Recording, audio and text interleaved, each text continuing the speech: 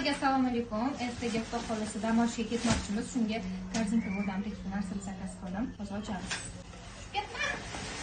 Bolalarga shirinliklar erma qilishga suvlar, vanilni kolda ichib ko'rganlar bor. Chipslar, o'sha bolalarga bermayman. Chunki sekin gapiramiz, ko'p qolsa yeyman deydi. Tog'da можно. Shakar обязательно kerak bo'ladi завтракda.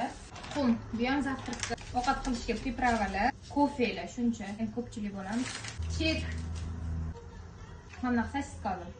Kolbasa bilan sosiska. Doim uzoqga yo'lga ketayotganimizda bolalarga sosiskali bo'lchib pishira olaman. Salfetkalar. Gel bilan salfetka. Sovun, pomidorlar, qariylar. Uyga bankalar bilan yeyiladigan nima pishiraman? Mana shu 3 tasidan topinglar. Yozinglar kommentariyada. Shu meni bugungi zakazlarim. Bir xilda xo'jayinim ishdan kech keladilar. Menga ujinga nimadirlar kerak bo'lib qolsa, korzinka go'rdan zakaz qilaman.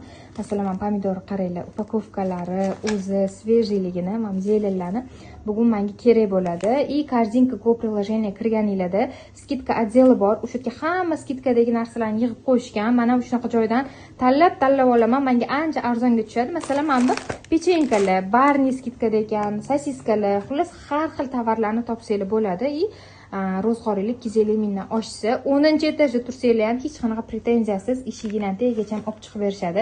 Skidkaga tushgan tovarlar srogiga, boshqasiga qaramaydi. Hammasi svejey bo'lsa ham shunaqa aksiyalar qilib turishadi.